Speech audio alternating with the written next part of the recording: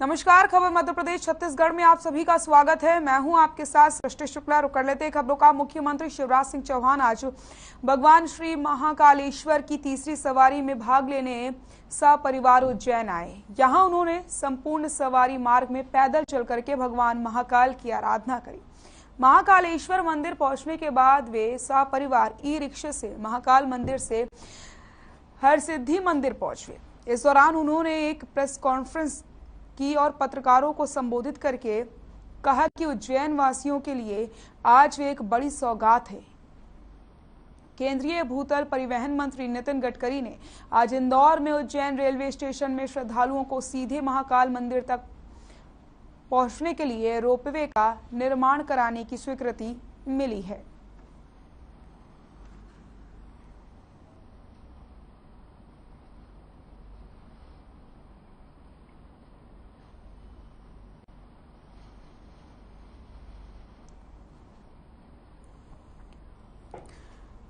तो मुख्यमंत्री शिवराज सिंह चौहान की ये तस्वीरें आप देख सकते हैं। महाकालेश्वर मंदिर पहुंचे हैं मुख्यमंत्री सपरिवार के साथ। पूजा अर्चना उन्होंने की है।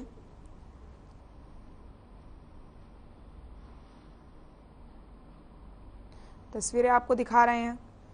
उज्जैन पहुंचे मुख्यमंत्री शिवराज सिंह चौहान।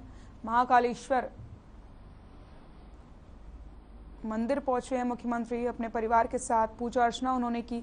इसी के साथ प्रेस कॉन्फ्रेंस करते हुए पत्रकारों को जानकारी भी दी है।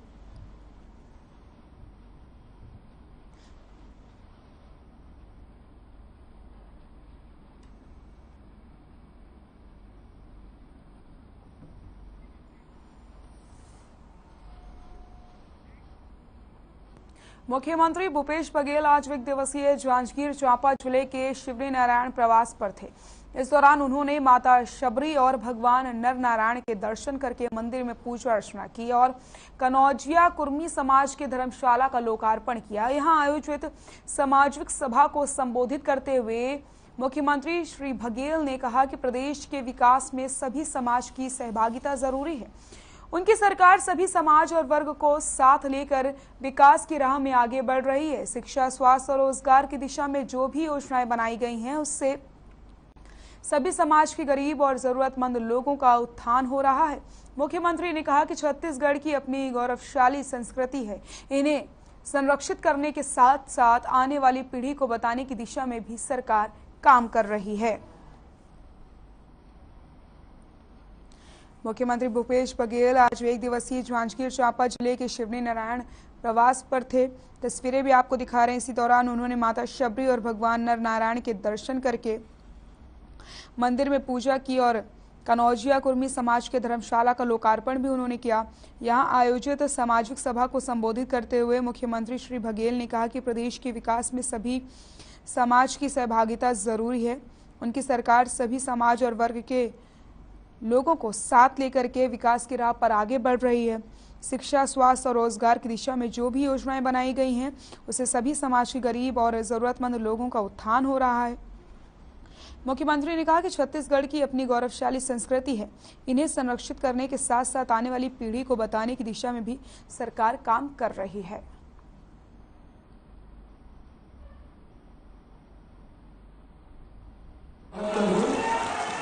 भगवान श्री के और श्री नारायण की पूजा अर्चना करने के बाद कनौजिया कुर्मी समाज के जो धर्मशाला है उसका लोकार्पण बहुत सुंदर बन पड़ा है और समाज के लोगों को बहुत बधाई। मंदसौर के सुबासरा से पूर्व विधायक राधेश्याम पाटीदार की पत्नी जिला पंचायत अध्यक्ष बन गई हैं। आपको बताते चले कि जिला पंचायत अध्यक्ष और उपाध्यक्ष सीट पर भाजपा ने अपना कब्जा कर लिया है। 32 साल की दुर्गा पाटीदार शिक्षित परिवार से हैं। विजय पाटीदार जिला पंचायत के वार्ड नंबर 10 से जीत हासिल की।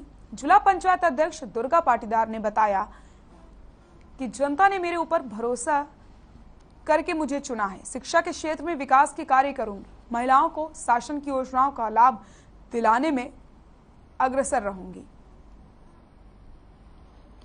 जिला अध्यक्ष का भव्य स्वागत किया है। तस्वीरें आपको दिखा रहे हैं हम। आप देख सकते हैं किस तरीके से यहाँ पर उनके समर्थकों ने उनका स्वागत किया है।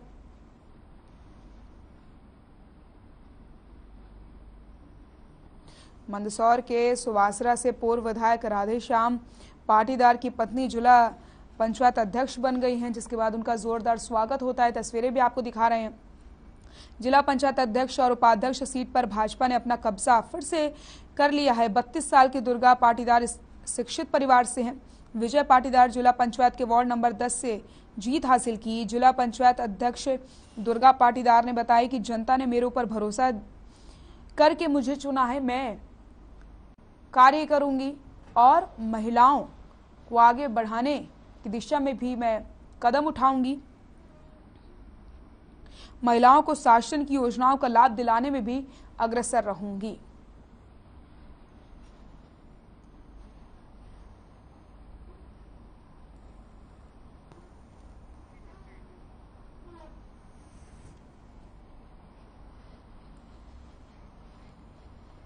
बलरामपुर जिले के नगर पंचायत राजपुर में बहुप्रतीक्षित जल आवर्धन योजना की शुरुआत की गई। आपको बता दें कि संसदीय सचिव चिंतामणि महाराज ने इसकी शुरुआत की। 10 साल पहले योजना को स्वीकृति मिली थी और आज इसका लोकार्पण किया गया। इस योजना से लोगों के घरों में अब शुद्ध पानी पहुंच सकेगा। तो जल आवर्धन योजना का शुभारंभ हुआ है। अब लोगों को शुद्ध पानी मिल पाएगा।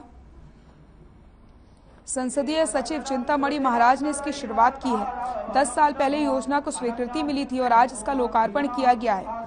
यहाँ पर अब लोगों को शुद्ध पानी के लिए परेशानी नहीं झेलनी पड़ेगी। आसानी से लोगों को शुद्ध पानी उपलब्ध हो जाएगा। संसदीय सचिव ने इसका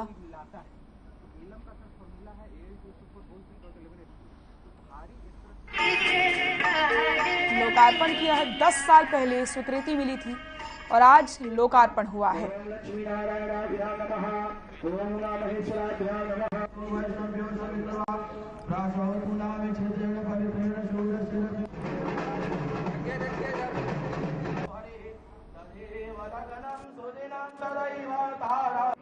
इसमें इसकी जो पुनरीक्षित प्रशासकीय स्वीकृति है वो 2017 अक्टूबर की है। 2017 अक्टूबर में इसकी पुनरीक्षित प्रशासकीय 859 लाख की है, 8 करोड़ 59 लाख की है। इसमें बनने में इसके निविदा दर और निविदा दर में बार बार जो परिवर्तन होते हैं, इसके कारण इसमें ज़्यादा समय निविदा प्रक्रिया में सबसे ज़्यादा विलम्ब हुआ है। उसी कारण इसमें सबसे ज़्यादा समय व्यतीत हुआ है। निश्चित रूप से ये बहुत पहले हो जाना चाहिए था, लेकिन किन्हीं कारणों से नहीं हुआ। ये 2012 में इसका स्वीकृति हुआ था और आज 2022 में हम लोग इसका लोकार्पण कर पा। रायगढ़ जिले के धर्मगंजगढ़ के छाल वन परिक्षेत्र अंतर्गत हाटी परिसर के कंपार्टमेंट में एक हाथी का शव मिलने से हड़कंप मच गया। ग्रामीणों ने हाथी के शव मिलने की सूचना वन विभाग के अधिकारियों को दी। बताया जा रहा है कि हाथी का शव करीब हफ्ते भर पुराना है। घटना की सूचना मिलते ही धर्मगंजगढ़ डीएफओ, एसडीओ व बिलासपुर वृत्त के मुख्य वन संरक्षक मौके पर पहुंचे और हाथी के शव को कब्जे में लेकर मामले की जांच शुरू की गई है। तो आपको बता दें, हाथी का शव मिलने से सनसनी फैल गई। बताया जा रहा है कि 1 सप्ताह पुराना है ये शव। फिलहाल अधिकारी मौके पर पहुंचे हैं, शव को कब्जे में लिया गया है। वन विभाग के अधिकारी ने जांच भी शुरू कर दी है कि आखिरकार हाथी की मौत कैसे हुई है। ग्रामीणों ने इस बात की जानकारी अधिकारियों को दी, जिसके बाद अधिकारी मौके पर पहुंचते हैं और जांच पड़ताल की जाती है।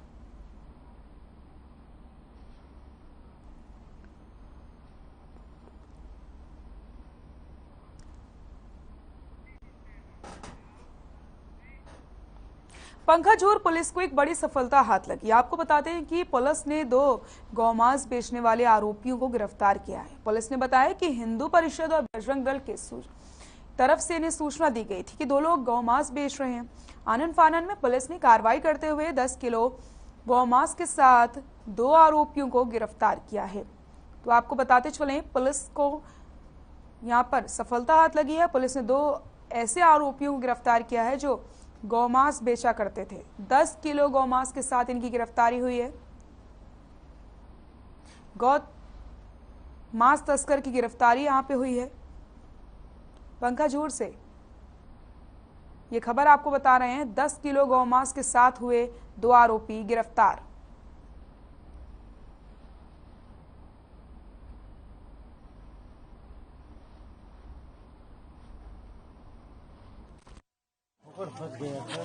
सेवा के प्रतिनिधि द्वारा मेरे फोन में कॉल किया कि 2 व्यक्ति हैं जो गौमांस लेके महाराष्ट्र बॉर्डर तरफ से आ रहे थे, जिसको पेनकोलो की तरफ से मोटरसाइकिल से ही पकड़े हैं। इस सूचना पर पुलिस वहां पे गई, जहां पे झालावाड़ी थाना महाराष्ट्र के 2 लड़के वहां पे 8-10 केजी के लगभग गौमांस के साथ पकड़े गए हैं, जिसके खिलाफ छत्तीसगढ़ पशु परिरक्षण अधिनियम की धारा 5/10 एवं 295 IPC के तहत।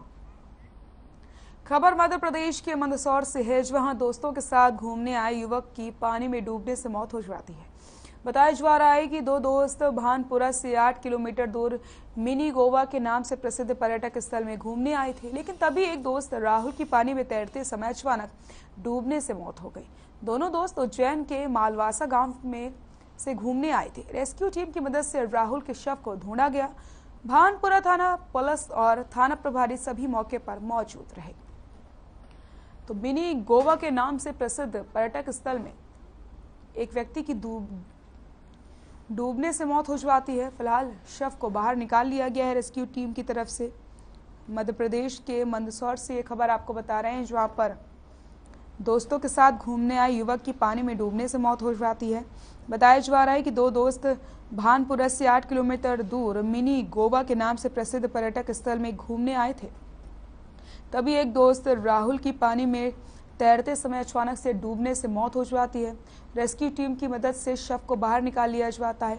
उज्जैन से 2 दोस्त घूमने आए थे, अचानक से एक की मौत हो गई है।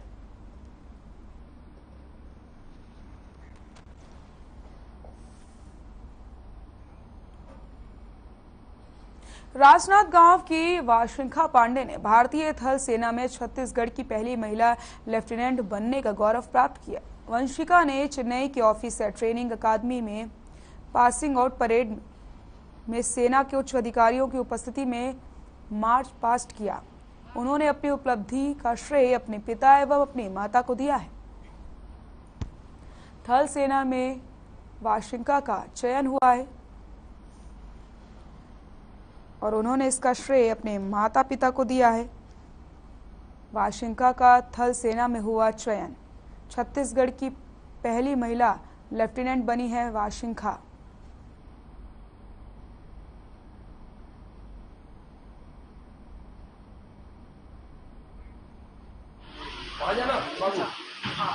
जैसे कि मैंने अभी आप सबको बताया कि ऑफिसर्स ट्रेनिंग एकेडमी चेन्नई में 11 महीने की ट्रेनिंग होती है, जहाँ पे कैडेट ऑफिसर में तब्दील होता है। काफ़ी टफ ट्रेनिंग होती है। वहाँ पे आपको बहुत सारे फिजिकल स्टैंडर्ड्स, मेंटल स्टैंडर्ड्स को कंप्लीट करके आप अंतिम पग के पार।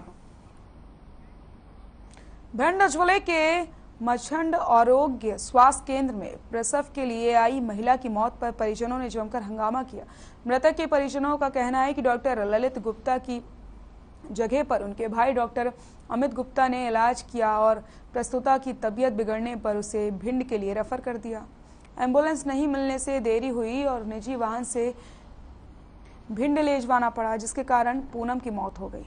वहीं इस मामले में जिला CMHO UPS कुशवाहा ने परिजनों के आरोपों को निराधार बताते हुए कहा कि मछड़ स्वास्थ्य केंद्र में रोन BMO अंकित चौधरी ने ललित गुप्ता को रॉन शिफ्ट किया है और उनकी जगह पर अमित गुप्ता को मछड़ में शिफ्ट किया गया है। पूनम ने स्वस्थ बच्चे को जन्म दिया था, लेकिन बाद में तबीयत बिगड़ने पर उन्हें भिंड के लिए रेफर किया गया और रास्ते में ही उसकी मौत हो गई और अस्पताल प्रशासन के द्वारा मामले की जांच कराई गई है।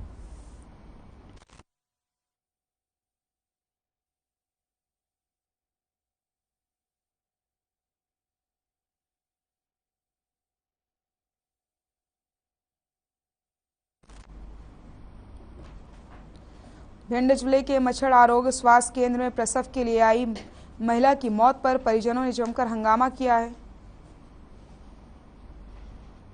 मृतक के परिजनों का कहना है कि डॉक्टर ललित गुप्ता की जगह पर उनके भाई डॉक्टर अमित गुप्ता ने इलाज किया और प्रस्तुता की तबीयत बिगड़ने पर उसे भिंड के लिए रेफर कर दिया जाता है। एम्बुलेंस नहीं मिलने से देरी हुई, जिसके वजह से निजी वाहन से लेकर जाना पड़ा और रास्ते में उनकी मौत हो गई।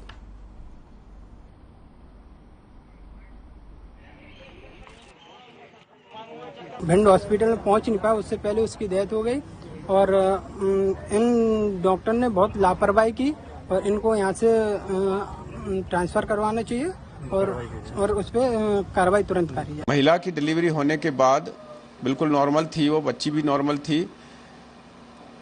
2:35 पर उसका दोबारा से जांच करी, पल्स और बीपी नॉर्मल पाया गया। हीमोग्लोबिन उसका 10 ग्राम था। 3 बजे उसका पति उसके लिए चाय और बिस्किट लेके आया, उसने खाया भी।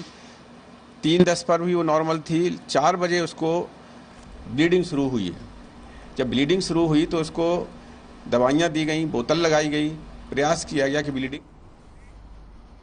बारिश का मौसम शुरू होते ही मौसमी बीमारियां पैर पसारने लगती हैं, जिसकी वजह से अस्पतालों में मरीजों की संख्या बढ़ने लगती है। मेडिकल कॉलेज की सहायक प्रोफेसर मेडिसिन डॉक्टर आरती भगत ने बताया कि इन दिनों मेडिकल कॉलेज बुखार, सर्दी, मलेरिया, डेंगू, टाइफाइड के मरीजों की संख्या में काफी इजाफा हुआ। प्रत्येक दिन ओपीडी में लगभग 44 से 50 मरीज आ रहे हैं, जिसमें 15 से 20 मरीज गंभीर हालत में होते हैं, जिनका मेडिकल कॉलेज में भर्ती कराकर इलाज किया जा रहा है। डॉक्टर ने लोगों को सलाह दी है कि बारिश के मौसम में स्वच्छ व उबले पानी का इस्तेमाल करें और साफ सफाई पर ध्यान रखें।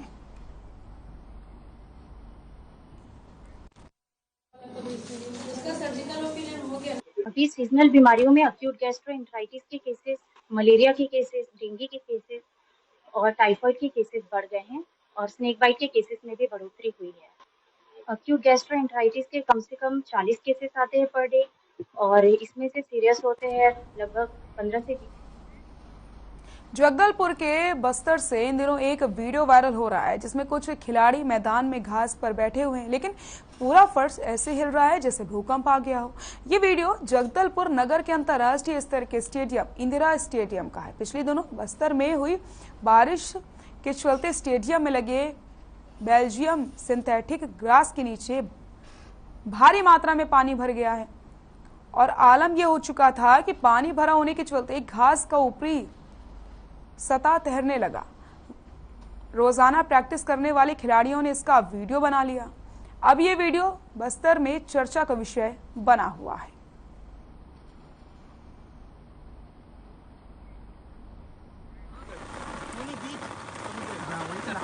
मुख्यमंत्री जी जब इसका लोकार्पण कर रहे थे तो बहुत ही जोरदार अपने पांव से फुटबॉल को लात मारे थे। अब मैं मुख्यमंत्री जी को पुनः इस ग्राउंड पर आमंत्रित करता हूं कि अब ये तैरते हुए ग्राउंड पे वो फुटबॉल खेलेंगे, क्रिकेट खेलेंगे कि नौका।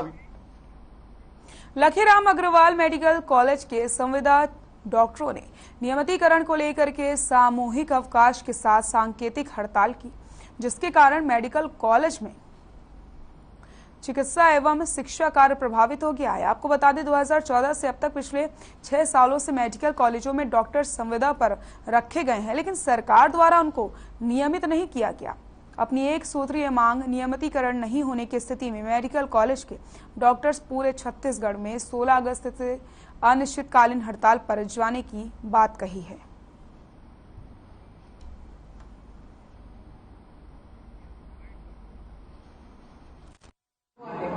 अभी हम सिर्फ सांकेतिक उसमें हैं, क्योंकि हमारी क्या कहते हैं सिर्फ एक मांग है। हम जितने मेडिकल कॉलेज के संविदा चिकित्सक हैं, हम सब लगभग 7 से 8 साल तक 8 साल से हम लोग यहाँ सेवाएं दे रहे हैं। नियमित क्या कहते हैं नियमित सेवाएं दे रहे हैं। हालांकि हम संविदा कर्मी हैं, हम संविदा कर्मी होने के बावजूद नियमित सेवाएं दे रहे हैं और इतनी अनिश्चितताओं के बावजूद हम ये चाहते हैं कि हमारी ये अनिश्चितता हटे। हमारी एक ही मांग है, सिर्फ एक ही मांग है और कई सालों से है। जैसे मैं 2014 से यहाँ काम कर रही हूँ, वैसे ही यहाँ के लगभग 35 से 40 डॉक्टर्स कोई 2014 से 15 से 6-7 साल से काम कर रहे हैं और हमारी शुरू से ही एक ही डिमांड थी कि हमें स्थिर कर दो। छत्तीसगढ़ कर्मचारी फेडरेशन के बैनर तले कर्मचारियों ने अपनी 2 सूत्रीय मांगों को लेकर 5 दिनों का हड़ताल की, जिसके बाद राज्य सरकार द्वारा आदेश जारी करते हुए सभी शासकीय कर्मचारियों के 5 दिनों के वेतन रोक दिए गए। आपको बता दें कि बीते 25 जुलाई से 29 जुलाई तक छत्तीसगढ़ कर्मचारी संघ ने महंगाई भत्ता 32% और घर भाड़ा भत्ता बढ़ाने को लेकर आंदोलन किया था, जिससे कि सभी स्कूलों सहित शासकीय दफ्तरों के कामकाज ठप पड़ गए थे। वहीं राज्य सरकार ने कड़ा रुख अपनाते हुए सभी हड़ताली कर्मचारियों के 5 दिनों तक के वेतन में कटौती करने का आदेश जारी किया, जिसके बाद कर्मचारी संघ ने आज अंबिकापुर के घड़ी चौक में राज्य सरकार द्वारा कर्मचारियों के 5 दिनों के वेतन कटौती के आदेश की कॉपी को जलाकर विरोध जताया है।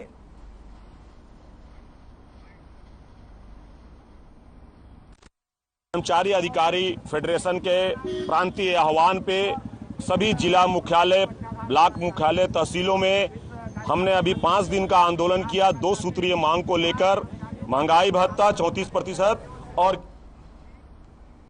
बालोद जिले के गांव मुल्लेगुड़ा में हाथियों का आतंक जारी है। आपको बताते चले, हाथी ने किसान को कुचलकर मौत के घाट उतार दिया है। वहीं ग्रामीणों में दहशत का माहौल बन गया है। तो हाथियों का आतंक लगातार जारी है। एक किसान को हाथी ने कुचलकर मौत के घाट उतार दिया।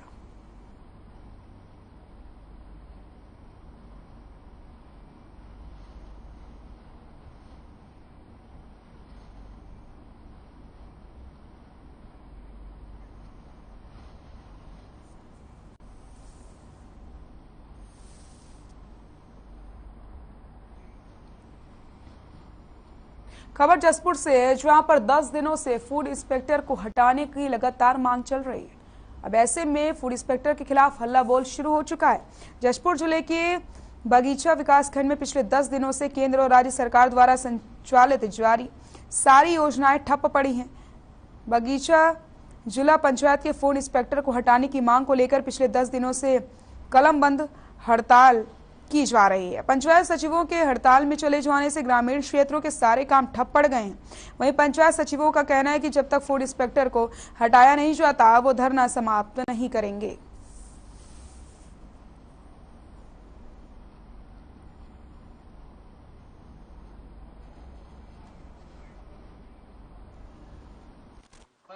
कर्मचारी अधिकारी फेडरेशन के प्रांतीय आह्वान पे सभी जिला मुख्यालय, ब्लॉक मुख्यालय, तहसीलों में हमने अभी 5 दिन का आंदोलन किया 2 सूत्रीय मांग को लेकर। महंगाई भत्ता 34% और खबरों में फिलहाल के लिए इतना ही। देखते रहिए हर खबर। नमस्कार।